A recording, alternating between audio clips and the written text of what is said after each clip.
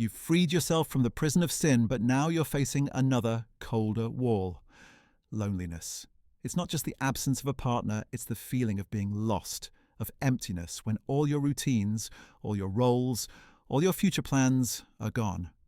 Feeling lonely after divorce is not a sign of weakness, but proof that you've lost the center of your life.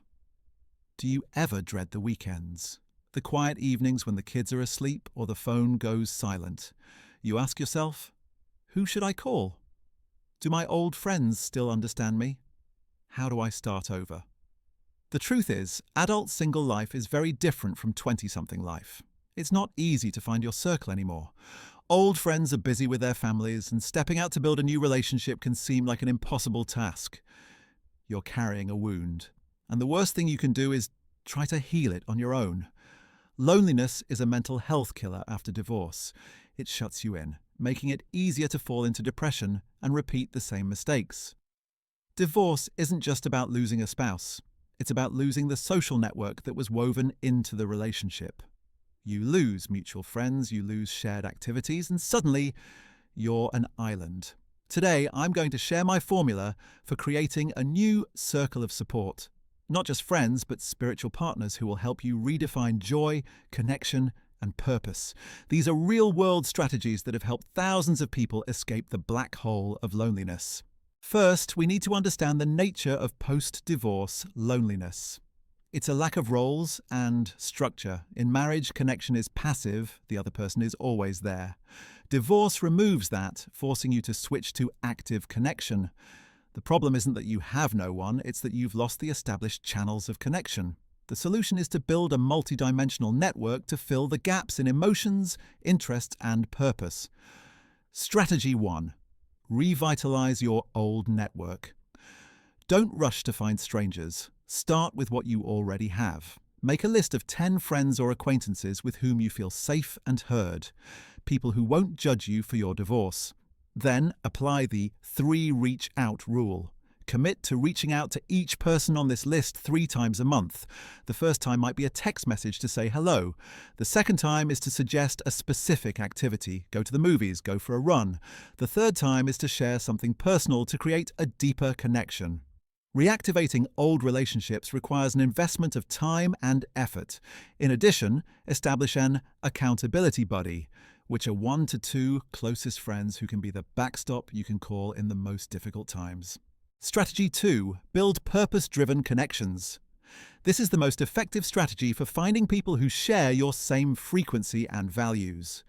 Instead of just going to coffee shops, join an active club. Activities that require interaction and a common purpose: yoga class, cooking class, learning a foreign language, or volunteering. These places help you find friends who share your passion, are not limited by marital status, and create a sense of meaning.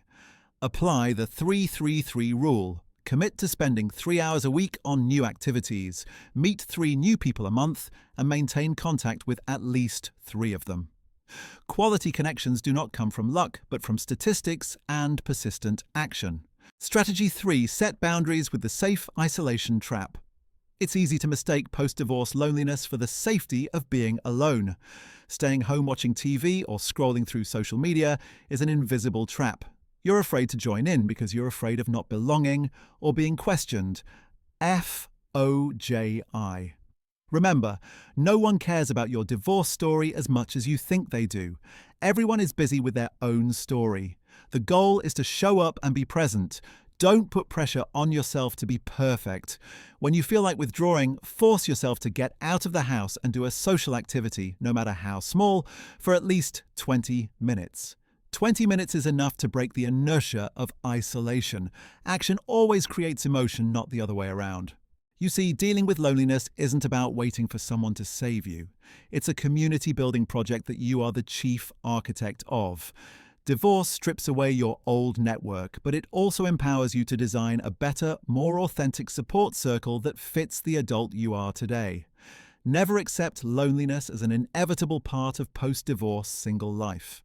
Connection is a basic human need, not a privilege. Taking the initiative to seek out and rebuild this network is an act of absolute courage and self-love. Remember, You're looking for people with whom you share a future, not people who lament the past. Declare today, I am no longer an island. I am an expanding continent, open to new and meaningful connections. The time to act is now. Pick one of these three strategies, e.g., take a new class or call an old friend, and commit to it this week. Write down your commitment, either on paper or in your mind. Go out and find your tribe. You have a right to happiness and connection.